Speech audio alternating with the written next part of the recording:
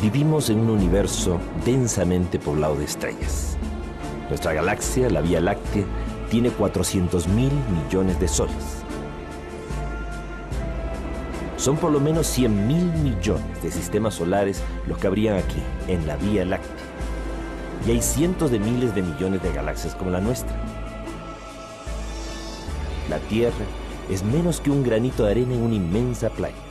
Y no es la única playa. ¿Por qué solamente habría vida aquí en la Tierra? MC Castepol presenta. Hola amigos, soy Sixto Paz Wells. Nací el 12 de diciembre de 1955 en Lima, Perú. Mi padre investigaba los ovnis antes de que yo naciera. Nací en un ambiente favorable al tema. Mi padre de pequeños, a mis hermanos y a mí, nos enseñó a pensar, no a creer que esto fuera posible. Que un universo tan grande, lo raro no es de que pueda haber vida fuera de la Tierra. Lo raro sería de que no lo hubiese. Él había creado un instituto de investigación de los ovnis junto con amigos suyos de la Fuerza Aérea. En 1973, mi padre fue invitado a dar una conferencia en una agrupación yoga. Yo fui acompañándolo, tenía 17 años en aquel entonces, y me encontré con un grupo de personas que se dedicaban a temas espirituales sin hacer de eso una religión. Me gustó tanto el ambiente que me quedé a hacer prácticas de respiración, relajación, concentración y meditación, Hatha Yoga y Mantra Yoga Meditación. Al año siguiente, en 1974, salió una noticia en el diario más serio y conservador de Lima, el diario El Comercio, que decía que se había descubierto que el espacio no era un silencio sepulcral como se creía, sino que era mucho ruido, mucha bulla, y que esos sonidos provenientes del espacio podían ser mensajes enviados de otros planetas, de civilizaciones avanzadas que podrían estar intentando comunicarse con sus similares en el universo. La noticia fue tan interesante que mi padre invitó a un médico del Hospital de Policía de Lima, miembro de la Sociedad Teosófica, alto grado de la masonería, el doctor Víctor Ñáñez Aguirre, para que disertara sobre el tema de la telepatía, la transmisión de pensamiento a distancia. Planteaba este médico que de existir seres en otros planetas, podrían no solamente estar llegando a la Tierra con sus naves espaciales, sino que mentalmente, de forma telepática, o astralmente hasta en sueños, podrían estar intentando comunicarse con la humanidad. La noticia fue tan interesante que de regreso a la casa, le conté a mi madre y a mi hermana de lo que se había hablado, e intentamos, como jugando, recibir un mensaje. Mi madre, mi hermana y yo nos sentamos en torno a una mesa, pusimos unas hojas de papel y un lápiz, y acordamos que al primero que le viniera a la mente una idea que considerara que no fuera suya, la iba a anotar en el papel y después íbamos a ir concatenando las ideas, buscando un probable mensaje. Hicimos prácticas de meditación y de pronto, al cabo de unos 15 minutos de una meditación muy profunda, vino en mí un deseo irrefrenable de escribir. Una ansiedad tal que me llevó a abrir los ojos, estaba totalmente consciente, no estaba en estado de trance alguno. Y de pronto comencé a escribir a gran velocidad. Sentía en mi mente como que me hablaban al oído, como que me decían: sala de hogar buena para hacer la comunicación. Me llamo Oxal, soy de Morlen, ustedes le llaman Ganímedes, una de las lunas de Júpiter. Podemos tener contacto con ustedes, pronto nos verán. Naturalmente yo no creí que esto fuera real, pensé que era producto de mi imaginación. Sin embargo, mi madre y mi hermana me dijeron que habían recibido lo mismo, solo que no lo habían escrito. Yo lo había redactado simultáneamente en la medida en que lo iba recibiendo mentalmente. Era una psicografía, el fenómeno de escritura automática. Al día siguiente, con un grupo de amigos, repetimos el experimento y pedimos una prueba. Fuimos el 7 de febrero de 1974 al desierto de Chilca, al sur de Lima, donde el mensaje supuestamente nos estaba citando. Estuvimos allí desde el día anterior. No fuera a ser de que viéramos un meteorito, un satélite, un avión y nos confundiéramos y pensáramos que era el avistamiento anunciado. De pronto, se produjo un extraño resplandor. Detrás de los cerros se iluminó la noche como si fuera de día.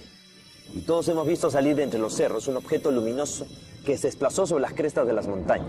Quedó estable en el horizonte del lado derecho. El grupo que estaba disperso empezó a congregarse y todos empezamos a confrontar. Tú lo ves, yo también, ¿qué es esa luz?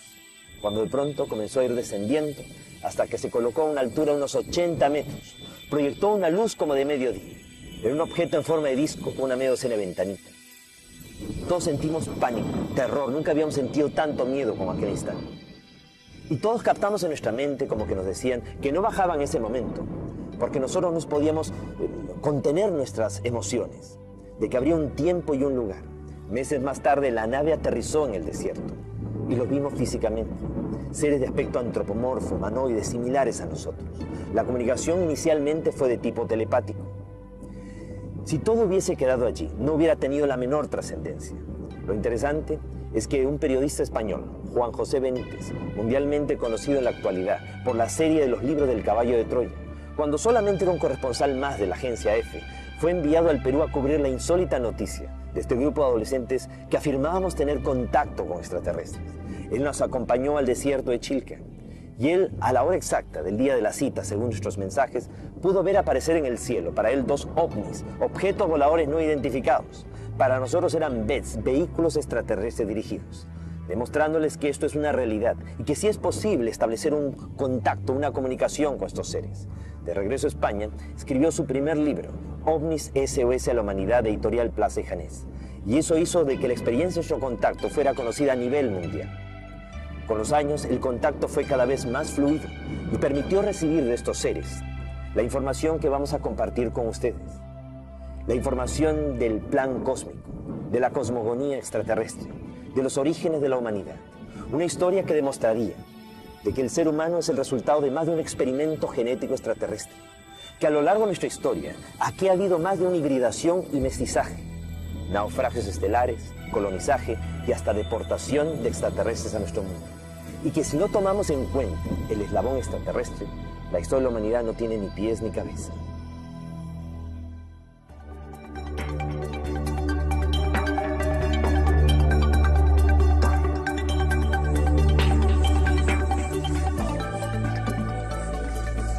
OVNIS. Nuestro pasado extraterrestre.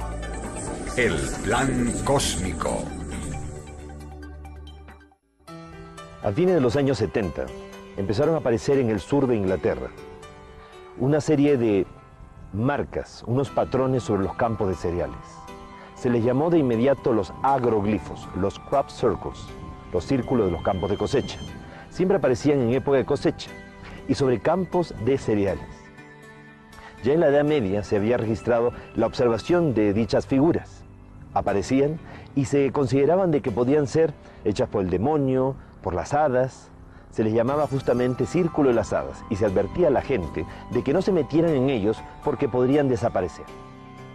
Cuando empiezan a aparecer estas figuras en los años 70, inicialmente eran figuras geométricas, círculos, triángulos, rectángulos. Inicialmente, cuando solamente eran círculos, se pensó que podían ser un fenómeno de geomagnetismo o algún tipo de remolino de viento, de pequeño tornado. Pero cuando ya las figuras se fueron tornando más complejas, estéticamente más bellas y más grandes, ya realmente hubo un interés, una preocupación por investigarlas. Y más aún cuando se dieron cuenta que las espigas no estaban más que dobladas, o sea, no estaban rotas, no era el fraude de una persona que las había pisado o algo demasiado violento, sino algo tan sutil que simplemente las había doblado y había una extraña como mutación en los cristales de los granos de las espigas, lo cual demostraba que había habido una fuerza magnética, una energía que había plasmado las figuras. Era un mensaje del cielo aquí en la tierra. Logró videograbarse el momento mismo, en 1996, en Oliver Castle, que unas esferas luminosas comienzan a revolotear sobre los campos de cosecha e imprimen en fracciones de segundo este tipo de figuras. El 17 de agosto del año 2001, nuevamente al lado del radiotelescopio Shilbolton, aparecen un juego de 2 figuras. Inicialmente un rostro gigantesco tridimensional. A nivel del suelo no hay nada que nos haga pensar que ahí hay un rostro. Simplemente son montoncitos de trigo amontonados. Pero ese rostro no nos es desconocido. Es el mismo rostro de Sidonia en Marte. Aquel rostro que fue descubierto en una montaña sobre la superficie de Marte. ¿Y qué es la otra figura? Una figura rectangular que termina siendo la respuesta a un mensaje que fue enviado de la Tierra el 16 de noviembre de 1974. En aquella ocasión, Frank Drake, el amigo de Carl Sagan, utilizando el gran radiotelescopio de Arecibo en Puerto Rico, envió una onda de radio al cosmos, al espacio, a la M13, a la gran nebulosa de Hércules, a 24.000 años luz de distancia, con la esperanza de que si alguna vez alguna civilización inteligente la captara, nos respondiera. Las ondas de radio viajan a la velocidad de la luz. casi 300.000 kilómetros por segundo. Esa onda de radio se demoraría 24.000 años en ir, y si nos respondían, la respuesta llegaría después de 48.000 años. ¿Quién estaría para recibir la respuesta? Sin embargo, la respuesta llegó no después de tanto tiempo, sino después de 27 años. Y no a través de ondas de radio, sino a través de una impronta, una impresión sobre los campos de cereales. La figura se puede ver claramente que estos seres conocen los mismos elementos de la comunicación aquí en la Tierra. En este caso, el lenguaje universal de los números, las matemáticas. También los mismos compuestos para la vida. En cuanto al código genético, hay variaciones. Del lado paterno está mutado o variado, lo cual demuestra que sería una suerte de seres transgénicos. O nosotros somos la variación para ellos. La estatura promedio de estos seres, por lo menos los que aparecen en este diseño, 1,20 m, pequeños con cabeza grande, como muchos de los seres que han sido observados en diversas partes de nuestro mundo. En cuanto a su ubicación en su sistema solar, a partir de su Sol estarían ocupando el tercero, cuarto y hasta las lunas de su quinto planeta. Pero si nos fijamos bien, tiene 9 planetas en torno a su Sol. Demasiada coincidencia con nuestro sistema solar. ¿O es que no nos están respondiendo de fuera del sistema solar, sino desde dentro de nuestro propio sistema? Y ellos tendrían bases en la Tierra, en Marte y en las lunas de Júpiter.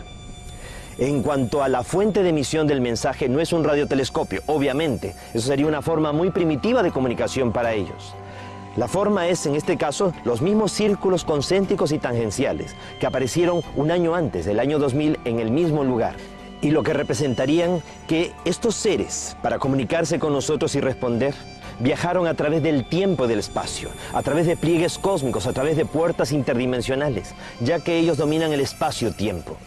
Y el que muchas de las figuras que están apareciendo en el sur de Inglaterra y en más de 25 países estén relacionados con los últimos descubrimientos de la ciencia, muestra de que hay un seguimiento, hay una supervisión por parte de ellos. Hay una inquietud de que el ser humano recuerde mucho de una información que ya se encontraría en nuestra propia genética, ya que si nosotros fuimos sembrados en este planeta, pues simplemente lo que nos toca es recordar.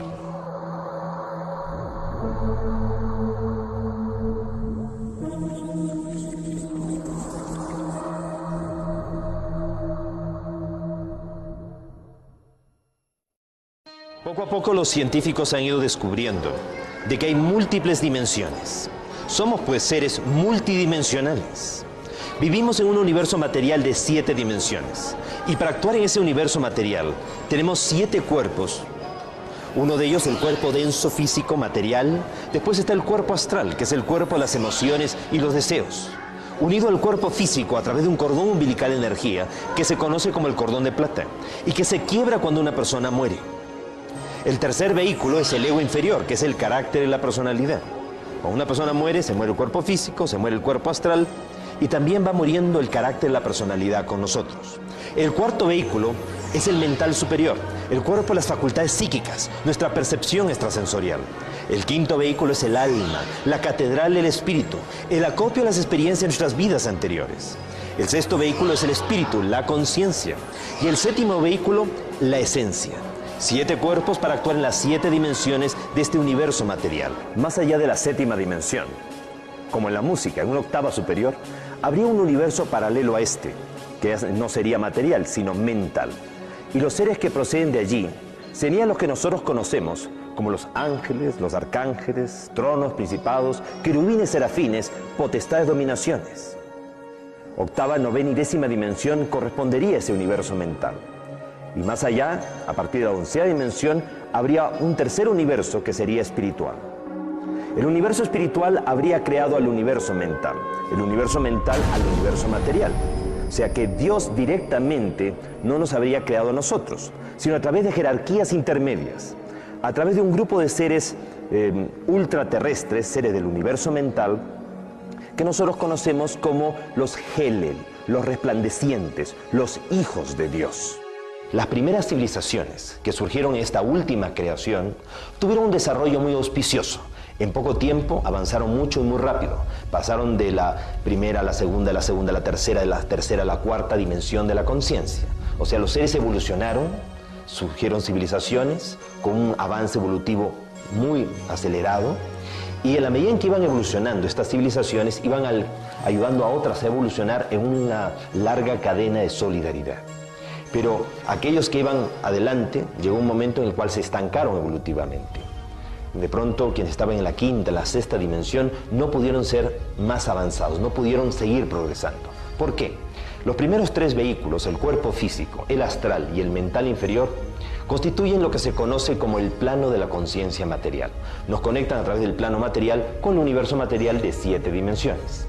El mental superior, el alma y el espíritu constituyen el plano de la conciencia mental y nos conectan a través del plano mental con el universo mental, con esas 3 dimensiones del universo mental, octava, novena y décima dimensión.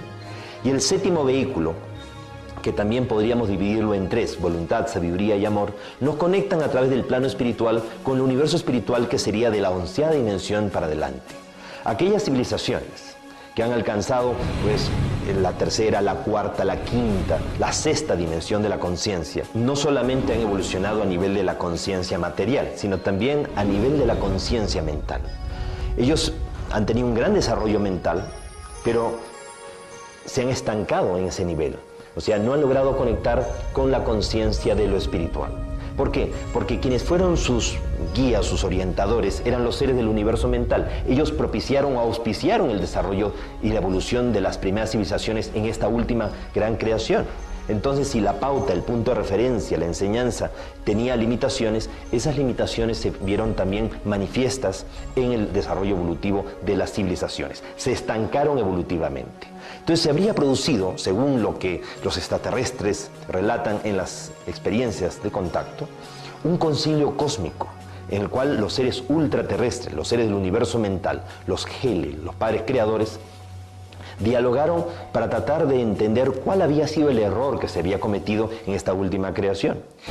Y Lucifer, Luzbel o Luj, una entidad muy elevada del universo mental, pues habría sugerido que el error cometido era haber facilitado mucho el proceso de la evolución.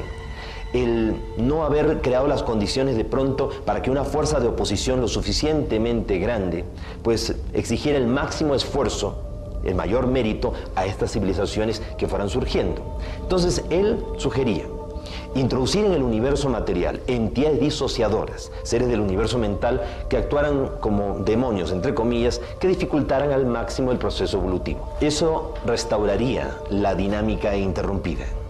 Pero Luj, Lucifer o Luzbel, esta entidad, consideraba de que había que trabajar sobre aquellas civilizaciones sobre las cuales ellos habían orientado, dirigido, sobre las que ellos habían actuado directamente. Aquellas civilizaciones que estaban en la quinta o la sexta dimensión de la conciencia, que les faltaba poco para alcanzar esa séptima dimensión, esa conexión con el universo origen. Sin embargo, los demás seres ultraterrestres no estaban de acuerdo. Era como cambiar las reglas de juego. Es como que tengamos nosotros a un hijo en una escuela militar internado con una disciplina rígida y faltándole un año para graduarse, lo sacamos de esa escuela, lo ponemos en un colegio mixto, que no es internado, que no tiene disciplina rígida, y es muy probable que naufrague. Entonces no se pueden cambiar las reglas de juego sobre lo que ya está avanzado. Entonces sugirieron estas otras entidades más bien trabajar sobre civilizaciones nuevas, sobre civilizaciones que recién se estaban iniciando. Pero también hubo voces en contra, sugiriendo de que no era justo pues, variar las reglas de juego sobre esas civilizaciones. Así que hubo otra alternativa, la de trabajar sobre civilizaciones que nunca hubieran existido, sobre planetas que nunca hubieran surgido. Uno de esos planetas que sería seleccionado fue la Tierra. ¿Por qué? Porque según los extraterrestres, hace 1200 millones de años, la Tierra murió producto de impactos de lluvia meteórica que extinguieron la vida en el planeta Tierra. Entonces, nuestro mundo, al ser un planeta sin futuro, un planeta muerto, permitiría realmente llevar a cabo este experimento. Y así como la Tierra, otros 7 planetas más. Un grupo de civilizaciones extraterrestres recibió la autorización de parte de jerarquías cósmicas, de seres de otras dimensiones, como para viajar a través del tiempo y del espacio y llegar a la Tierra antes de que la Tierra muriera e impedir de que muriera, creándole con ello un tiempo alternativo paradójico. Imaginémonos por un instante que el tiempo en el universo es como una espiral ascendente.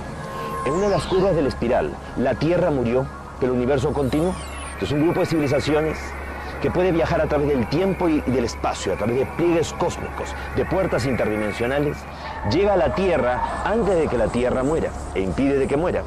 Ellos se encargaron de transformar esos mares ácidos en mares alcalinos, sembraron esporas en nuestro mundo, aceleraron el proceso de la vida, con la intención de que nuestro planeta algún momento llegara a albergar una civilización con un potencial psíquico y espiritual capaz de lograr niveles de evolución que ni siquiera ellos han alcanzado. Una civilización que fuera capaz de reconectar, de establecer el puente de comunicación con el universo origen, con el universo espiritual. Una civilización que terminara convirtiéndose en maestro de sus propios maestros. El que se diera esta oportunidad a civilizaciones nuevas no fue algo que contentara o que dejara muy tranquilo a esta entidad lujo Lucifer, que desde el primer momento trató de boicotear, sabotear, impedir que el proyecto se llevara a cabo, porque no era como él había sugerido. Vamos a encontrarnos entonces que la primera civilización que se llega a establecer en el planeta es de origen extraterrestre. Seres de la constelación del Cisne aterrizaron en nuestro planeta cuando solamente era un gran continente, Pangea, en donde correspondería a la Antártida. Y a esta primera civilización se le llamó Antártica. Tiempo después llegan otros seres en lo que ya correspondería a la era mesozoica o secundaria y se instalan en la parte superior del norte de Europa, en lo que viene a ser la civilización hiperbórea o hiperboreal, la parte superior del norte. Estos seres coexisten con un mundo inestable, violento, que está dominado por los dinosaurios, y va todo siguiendo un proceso de supervisión continua, constante, un seguimiento, manipulaciones de tipo genético por parte de estos seres. Sin embargo, hace 65 millones de años, sin que ellos pudieran evitarlo, se produjo lluvia meteórica, un terrible desastre, una catástrofe cósmica que llevó a que un asteroide de casi 10 kilómetros de diámetro llegara a impactar a nuestro planeta, dejando un cráter de 250 kilómetros de diámetro en las costas de Mérida, en el Yucatán. Y produjo realmente una onda expansiva tan violenta que precipitó la extinción de una buena parte de los dinosaurios. Si no, estos habrían evolucionado hacia una forma inteligente de vida y serían hoy los que dominarían con su inteligencia nuestro planeta. Nuestro planeta quedó tan fuertemente afectado por el impacto. La vida, podríamos decir, como que casi se extinguió en nuestro mundo. Por lo cual la Tierra fue el primer planeta de los 8 seleccionados que fue descartado. Habían sido pues seleccionados 8 planetas, 2 por galaxia, de un grupo de galaxias que giran en torno a la M31, la gran nebulosa de Andrómeda, que se encuentra a 2 millones de años luz de distancia de nosotros. Entonces, eran 2 planetas por galaxia, 4 galaxias de ese conjunto, ese grupo local. Al descartarse la Tierra, concentraron su atención en los otros 7 planetas. Pero con el tiempo, de los otros 7 planetas, 3 se destruyeron totalmente. No quedó de ellos ni polvo. De haber tenido 8, solamente se quedaron con 4, por lo cual eso los preocupó. Al haber fracasado entonces el proyecto en los otros 4 planetas de categoría Ur que quedaban, decidieron darle una nueva oportunidad al planeta Tierra. Y estos seres, viajando siempre a través del tiempo y el espacio, el tiempo para ellos no está pasando igual que para nosotros, llegan a nuestro mundo y se encuentran que hace 80.000 años, la raza lemuriana, la raza negra, originaria del planeta Tierra, llegó a evolucionar mucho, a tal punto que despertó toda su potencialidad, su percepción extrasensorial. Los seres humanos de aquel entonces fueron capaces de descubrir de que vivíamos en un tiempo alternativo, diferente al real tiempo del universo, y que ese tiempo podía ser flanqueado, que podía ser atravesado. Ahora, parte del desarrollo se había producido producto del consumo de plantas alucinógenas, algo que para los seres extraterrestres pues no estaba bien. Cuando los extraterrestres que se habían dedicado a los otros 4 planetas estaban pendientes del proceso evolutivo, se enteraron de que la humanidad de la Tierra estaba evolucionando, estaba avanzando, pero lo había hecho bajo un proceso que no era el que ellos consideraban el más adecuado, decidieron venir aquí.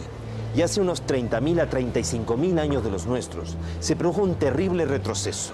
Estos seres habrían contribuido, los extraterrestres, a un olvido colectivo de la humanidad.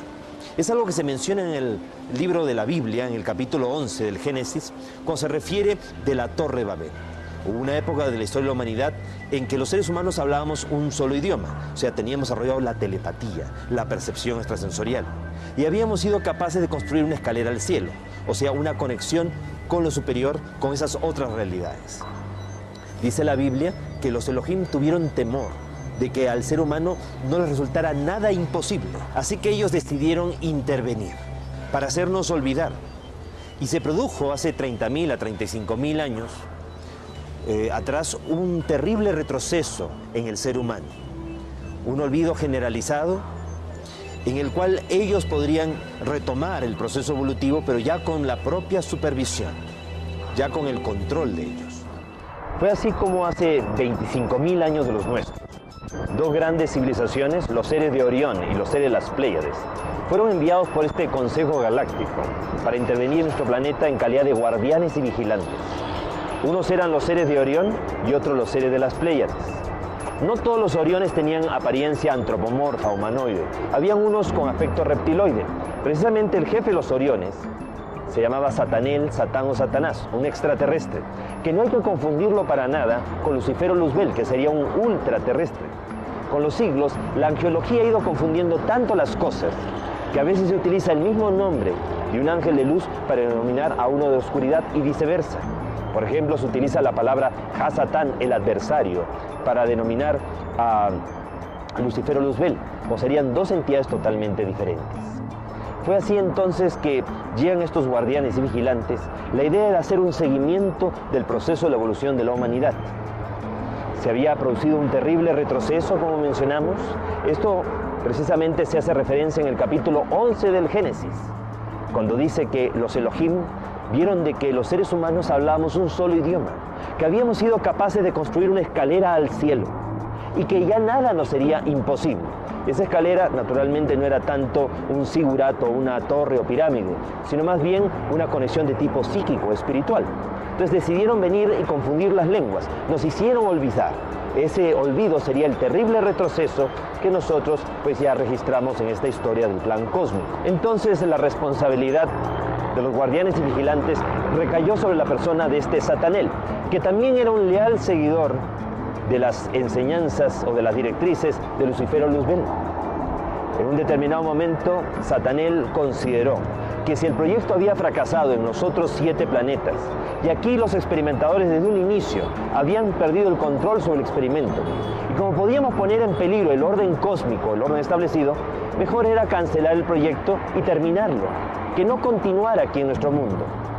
No todos los guardianes y vigilantes estuvieron de acuerdo con esta postura, y unos se mantuvieron fieles al plan cósmico y otros en contra. En aquel entonces se produce una especie de tensión, de crisis entre los guardianes. Inicialmente fue a nivel teórica, pero posteriormente pasó a ser una verdadera guerra de galaxias, cuyos ecos todavía resuenan en el universo. La Biblia nos habla de la guerra de los hijos de la luz contra los hijos de la oscuridad, la guerra de los ángeles. El Mahabharata, el Ramayana, nos habla de verdaderas guerras de galaxias, teniendo como escenario neutral de sus batallas nuestro mundo. Al final, los líderes de la disidencia fueron sometidos y fueron enviados a la Tierra en calidad de deportados. No querían venir a ayudarnos por las buenas, los enviaron por las malas. Si bien no todos los Oriones participaron de la disidencia, muchos se mantuvieron fieles al plan cósmico, se les reemplazó por seres de Sirio, de Gran Mayor, quienes junto con los pleiadianos quedaron en calidad de guardianes y vigilantes. Los Oriones que se mantuvieron fieles se les llevó a las lunas de Júpiter y quedaron allí en colonias mineras en un estado de observación de nuestro planeta, con miras a que algún día ellos pudieran actuar como instructores planetarios y resarcir a la humanidad por el daño que nos habían ocasionado sus congéneres o reivindicarse ellos como civilización. Estos seres que fueron deportados aquí a la Tierra tendrían que haber cambiado de actitud. Sin embargo, no fue así. Desde un primer momento, declarar una guerra a muerte a la humanidad, tratar de impedir de que se cumpliera el plan cósmico, de que la humanidad llegara a ese nivel de evolución que ellos no querían o temían que pudiera lograr realmente el ser humano. Entonces se constituyen como un gobierno secreto mundial tenebroso, negativo, las fuerzas satánicas, y empezaron a conspirar terriblemente contra la humanidad. Acostumbrados a vivir miles de años fuera de nuestro mundo, envejecieron prematuramente y murieron. y quedaron atrapados en una cuarta dimensión aquí en el planeta. Ellos influenciaron psíquicamente sobre muchos seres humanos, personas débiles de carácter, débiles de voluntad a lo largo de la historia, vinculando a esas personas a la política, a la religión, a la economía, a los mandos militares, a la moda, a la música, para a través de ellos sembrar el caos mundial, llevar el mundo hacia la autodestrucción. Fueron estos seres de este gobierno tenebroso, negativo, los que habrían también influenciado de alguna manera sobre los pleiadianos, como para que cometieran la grave transgresión de tener relaciones sexuales con seres humanos de la Tierra. Fue Semiasaz, el jefe de los 200 pleiadianos, que habrían tenido contacto sexual con los seres humanos de la Tierra. Es lo que se menciona en el libro del Génesis capítulo 6 cuando dice: cuando los hombres comenzaron a poblar la tierra engendraron hijas, y viendo los hijos de Dios, los ángeles del cielo, que las hijas de los hombres eran hermosas ante sus ojos, tomaron de entre ellas cuantas quisieron y procrearon de estas los antiguos héroes de antaño. Fueron así pues estos 200 extraterrestres los que habrían tenido contacto sexual y se habrían producido híbridos, mestizos, que fueron reunidos en un grupo de 10 islas, la mayor de ellas, la isla de Undal, en el Océano Atlántico. Allí establecieron su capital en Poseidonis o Poseidópolis, tal como lo menciona Platón en sus diálogos, el Critias y el Timeo, y también en la República. Fue tal el conocimiento y la tecnología recibida de parte de los padres extraterrestres hacia los atlantes, que esto le permitió a ellos desarrollar grandes laboratorios de experimentación. Ellos manipularon los cerebros y la genética de delfines y ballenas, lo que habría contribuido al avance de estos seres. También le permitió a los atlantes viajar más allá de nuestro planeta, viajar hacia las estrellas. Ellos habían tenido la intención de establecer colonias en Maldek, Tir, Mayona, un planeta que existiría entre Marte y Júpiter, y utilizarían Marte como trampolín para poder llegar allí. Como esto iba a permitir que los atlantes se alejaran del proceso evolutivo de nuestro planeta y no lo afectaran, pues también se les colaboró, se les permitió. Por eso encontramos en Marte un rostro gigantesco, descubierto en 1976 por las sondas Vikingo 1 y Vikingo 2, en la zona de Sidonia. También pirámides en la zona de Eliseo y lo que parecen ser ruinas de grandes ciudades en la zona de Utopia. Los atlantes habrían coexistido con una raza originaria de Marte que viviría en el subsuelo de Marte, quienes habrían recibido a los atlantes con curiosidad. La tecnología recibida, el gran avance desarrollado por los atlantes, llevó a una serie de destrucciones de esta civilización. Es más, ellos atrajeron a un asteroide de órbita errática, llamado en aquel entonces Marduk, que habría impactado contra Tir, Mayona o Maldek, y la lluvia meteórica generada habría impactado y destruido las colonias que se habían establecido en Marte. Toda esa lluvia meteórica habría alcanzado la Tierra, primero impactando contra la Luna. En aquel entonces la Tierra atrapó dos grandes fragmentos que quedaron como lunas adicionales, de tal manera que en un momento de la historia planetaria tuvimos 3 lunas. Esas 2 lunas adicionales habrían sido posteriormente absorbidas por el planeta. Una de ellas impactó en el Océano Pacífico, dejando como huella de impacto la fosa de las Filipinas de 11 kilómetros de profundidad. Tiempo más tarde, la otra luna también cae e impacta en el Océano Atlántico, en el Caribe, dejando como huella de impacto la fosa de Puerto Rico de 9 kilómetros de profundidad y creando una zona de aberración magnética donde las líneas de fuerza que van de polo a polo de nuestro mundo tienden a enrollarse y se forman remolinos, vórtices de fuerzas electromagnéticas que colapsan el espacio-tiempo y abren puertas hacia otras dimensiones.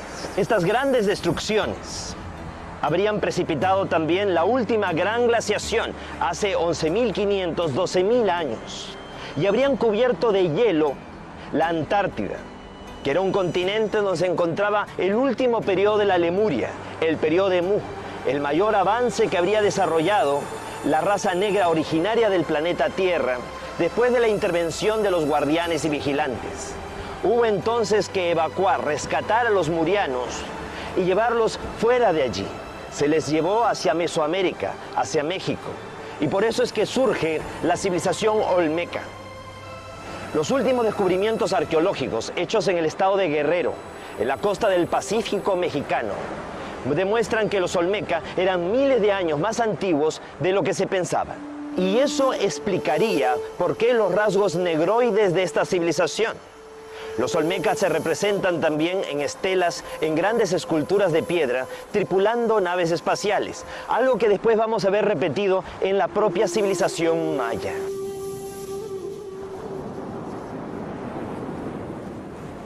Para contrarrestar el efecto nefasto de toda esta influencia negativa, fueron enviados aquí a la Tierra 32 seres extraterrestres de 32 civilizaciones diferentes, que aterrizaron en el desierto del Gobi, en la Mongolia, y fundaron la mítica Shambhala, la capital del reino de Agartha, el mundo intraterrestre. Y habrían establecido una red de túneles y galerías, grandes depósitos, archivos del conocimiento, de la historia perdida de la humanidad, con miras a que algún día los hombres de buena voluntad pudiéramos acceder a dicho conocimiento. Y pudiéramos despertar conciencia, recordar cuál es esa misión dentro del plan cósmico que se nos ha asignado. Aprender a amar y enseñar a otros a amar, pero el amor en su exaltación suprema, en su esencia. Después del desastre que supuso la destrucción de la Atlántida y el último periodo de la Lemuria, los extraterrestres, los guardianes y vigilantes, decidieron acelerar el proceso de la humanidad. Y fue así que concentraron sus esfuerzos en Mesopotamia. Surge el proyecto Sumerio. Sumer o Sumeria se traduce como el país de las naves espaciales. Y es que allí se construyen las primeras pirámides, los zigurat o sicurratu, que no eran solamente torres de observación astronómica o meros templos, eran torres de descenso y ascenso de naves espaciales, tal como hoy se puede traducir de las tablillas de arcilla en escritura ideográfica, simbólica y cuneiforme que han llegado hasta nuestros días. En la época de la Sumeria surgen pequeñas ciudades-estado en donde los extraterrestres deciden trabajar sobre colectivos amplios de personas, dándoles una instrucción y un conocimiento, pero sin alentar dependencias.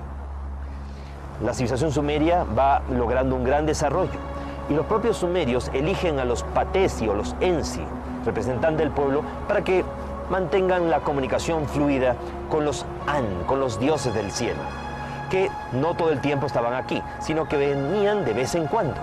Y cada vez que venían, pues había ese intercambio de información y conocimiento.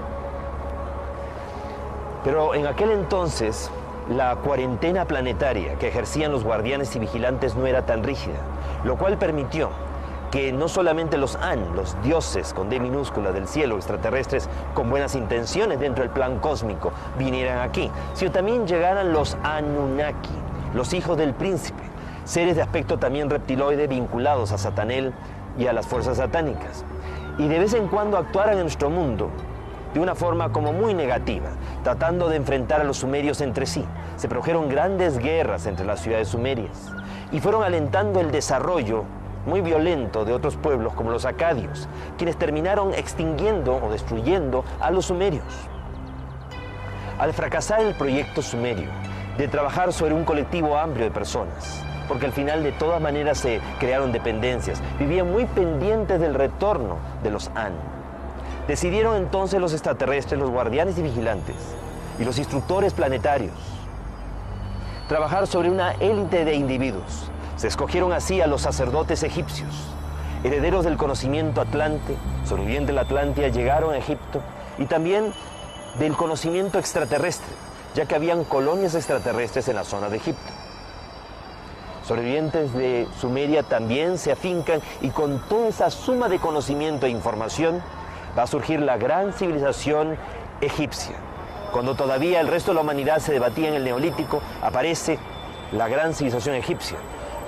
La ciencia nos enseña que todas las grandes realizaciones de una civilización nunca se consiguen ni al principio ni al final, sino en el momento de mayor esplendor, de mayor desarrollo.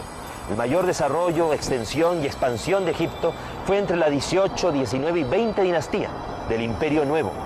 Sin embargo, en aquella época no hay nada que se asemeje a las pirámides, que son de la tercera y cuarta dinastía.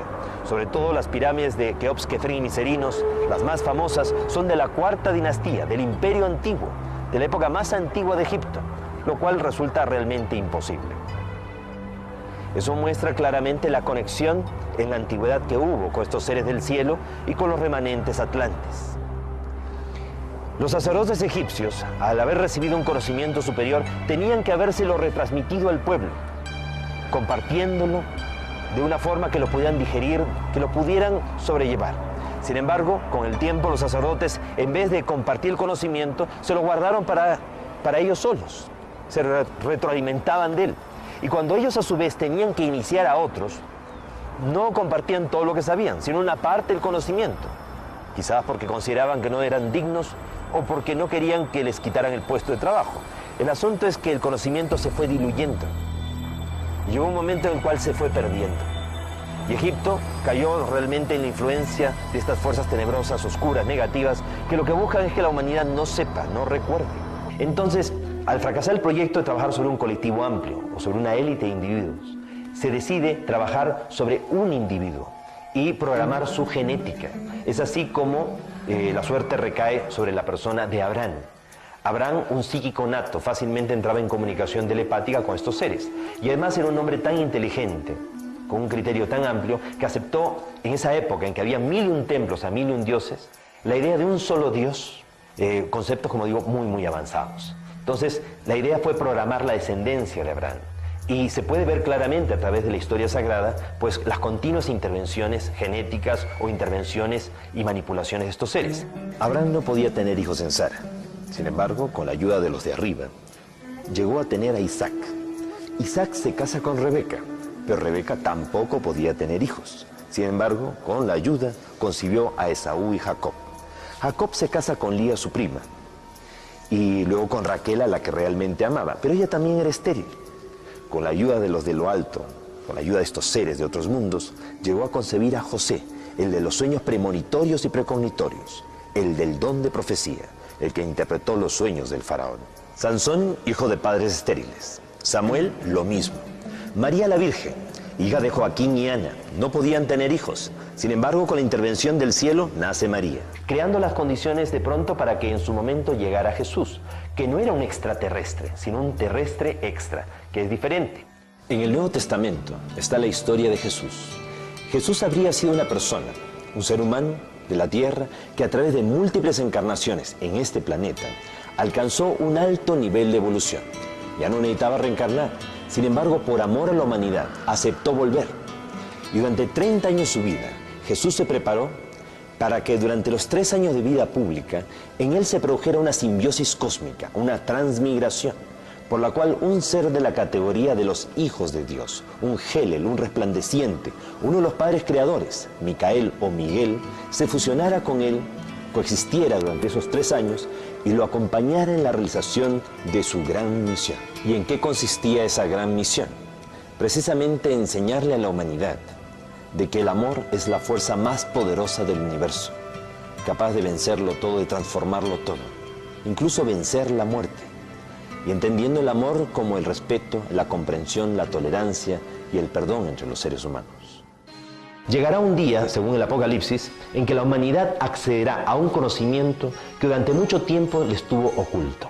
El día que la humanidad accede a ese conocimiento, las fuerzas de la oscuridad quedarán sometidas a la humanidad por 1000 años. Al cabo de esos 1000 años, que empezarían a partir del 22 de diciembre del año 2012, empezaría el verdadero milenio, y al final de ese milenio se esperaría que la humanidad se ponga del lado de las fuerzas de la luz en una última gran batalla, la batalla de Armagedón.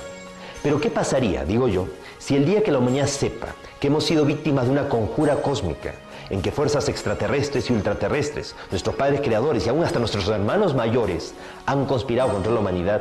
¿Qué pasaría si en esa ocasión, en ese momento, en vez de que la humanidad luche contra la oscuridad en un acto de amor supremo, digamos: Padre, perdónalos porque se equivocaron, trataron de impedir la evolución del hombre sobre la tierra y por el contrario, hicieron que tuviera mayor valor, mayor significado? Fue tal la presión sobre el carbón, o sea, la humanidad, que al final la calidad del diamante fue excelente. Y se sellaría en ese momento una redención cósmica desde la Tierra hacia el cosmos. ¿Qué es lo que se espera que ocurra en los próximos años? Se espera que la humanidad acceda a un conocimiento que estuvo oculto, que salga a la luz mucha información que ha sido ocultada por parte de los gobiernos y las religiones. Y ese salir de la oscuridad hacia la luz, ese despertar, va a ser tan violento que mucha gente no lo va a poder resistir. Así que en los próximos meses, en los próximos años, se va a accesar a mucha información. Entre las cosas que la humanidad va a descubrir, va a ser de que estamos en un tiempo alternativo, paradójico, que no estamos en el tiempo real y que nos estamos acercando a una reconexión, a una sincronización de los tiempos. En los próximos meses, en los próximos años, vamos a ver un aceleramiento de todo el potencial psíquico, en sueños y conscientemente. También en los próximos meses, en los próximos años, se van a registrar cambios, grandes transformaciones en el planeta Tierra, a nivel ecológico, a nivel climático, catástrofes naturales de gran envergadura. ¿Por qué? Porque la Tierra está acercándose a un gran parto planetario, una gran transformación. Los mayas sabiamente supieron anticipar todo esto. Ellos consideraron de que a partir del año 2003, cada año simbólicamente iba a ser como un mes de gestación previo a un gran parto planetario. De ese gran parto que se espera que deba ocurrir de aquí al 22 de diciembre del año 2012, cuando se produzca este giro del tiempo. Ahora, ¿la humanidad estará en capacidad realmente de cumplir esa gran responsabilidad, esa gran misión que se le ha asignado? ¿Seremos capaces realmente en su momento de un perdón cósmico si antes no somos capaces de vivir en tolerancia y de perdonarnos y aceptarnos a nosotros mismos tal como somos y aceptar a nuestra familia, a los demás tal como son? Hoy las fuerzas tenebrosas están tratando de incentivar a como dé lugar el odio racial, el odio étnico, las luchas y enfrentamientos de tipo religioso. Entonces estamos en el mejor momento de la historia de la humanidad como para que demostremos un verdadero nivel de espiritualidad, procurando la unidad en la diversidad. Todo lo que nos une y no lo que nos separa. Recordemos, somos seres humanos en este hogar que es el planeta Tierra, un planeta que está predestinado para ser luz de los demás, en este caso, luz del cosmos. No somos el centro de la creación, pero sí el centro de una expectativa cósmica. Si no, tantas civilizaciones extraterrestres no estarían llegando desde tiempos inmemoriales a nuestro mundo. Estamos viviendo el momento más extraordinario de la historia humana, el momento de las grandes definiciones, y es el momento del gran despertar. O logramos transitar todos, o realmente no conseguiremos cumplir realmente el objetivo. Y no se necesita mucha gente para que el mundo cambie. Los Hopi, los indios pueblo, hablaban de 144.000 danzantes del sol, que tenían que mantenerse danzando durante la terrible noche oscura de la humanidad para asegurar el nacimiento del nuevo día. El Apocalipsis nos habla de 144.000 personas que lavaron sus vestiduras, o sea que despertaron conciencia. Como decimos, no se necesita mucha gente para que el mundo cambie. Lo que se necesita es que toda esa gente que vaya cambiando, pues ponga lo mejor de sí y se mantenga constante, comprometida en su proceso de cambio. Recordemos, vivimos en un universo sin límites. El único límite es nuestra ignorancia. No crean nada de lo que han escuchado. Piensen, reflexionen, pero sobre todo sientan, ya que la verdad está dentro de cada uno.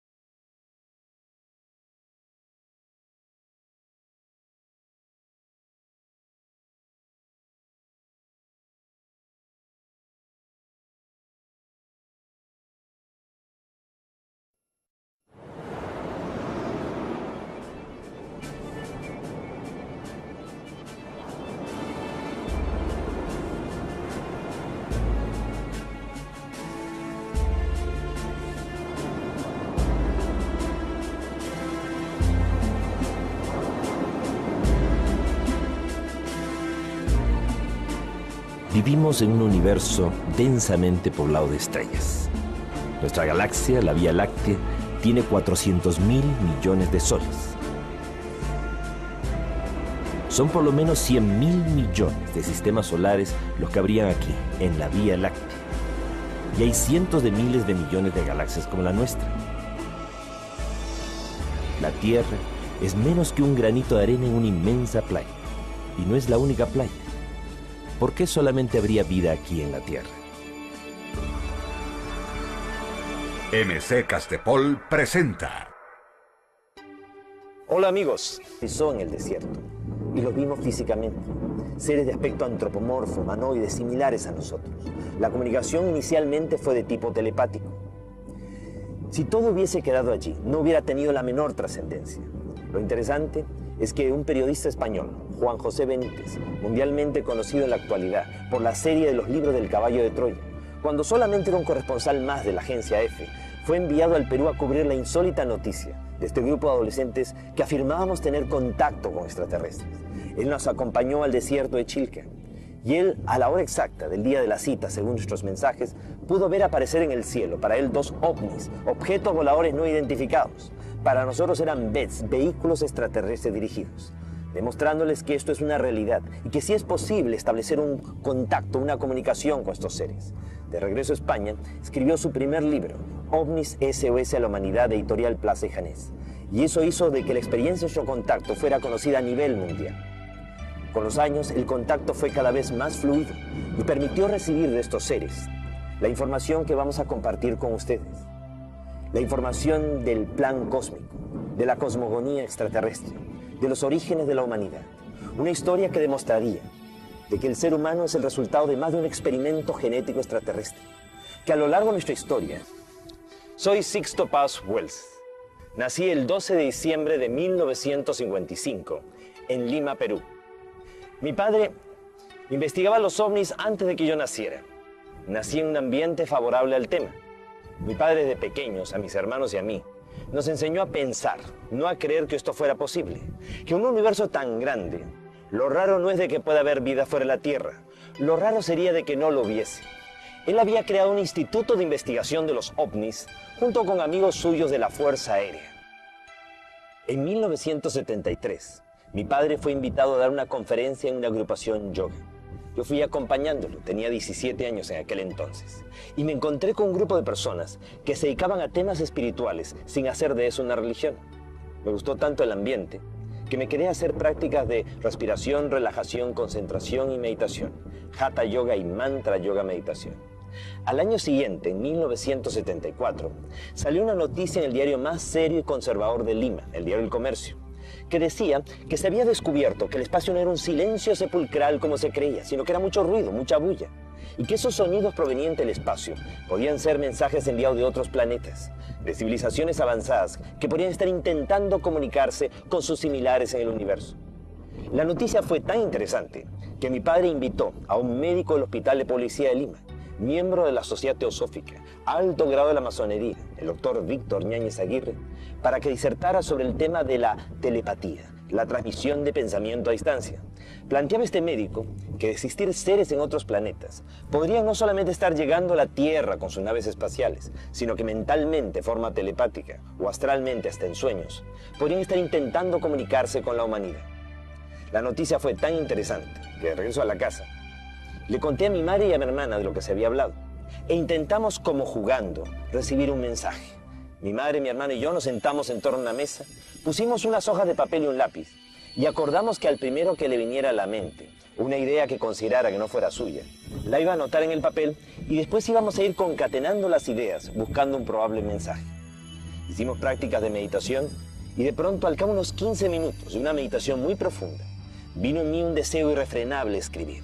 Una ansiedad tal que me llevó a abrir los ojos, estaba totalmente consciente, no estaba en estado de trance alguno. Y de pronto comencé a escribir a gran velocidad. Sentía en mi mente como que me hablaban al oído, como que me decían, sala de hogar buena para hacer la comunicación. Me llamo Oxal, soy de Morlen, ustedes le llaman Ganímedes, una de las lunas de Júpiter. Podemos tener contacto con ustedes, pronto nos verán. Naturalmente yo no creí que esto fuera real, pensé que era producto de mi imaginación. Sin embargo, mi madre y mi hermana me dijeron que habían recibido lo mismo, solo que no lo habían escrito. Yo lo había redactado simultáneamente en la medida en que lo iba recibiendo mentalmente. Era una psicografía, el fenómeno de escritura automática. Al día siguiente, con un grupo de amigos, repetimos el experimento y pedimos una prueba. Fuimos el 7 de febrero de 1974 al desierto de Chilca, al sur de Lima, donde el mensaje supuestamente nos estaba citando. Estuvimos allí desde el día anterior. No fuera a ser de que viéramos un meteorito, un satélite, un avión y nos confundiéramos y pensáramos que era el avistamiento anunciado.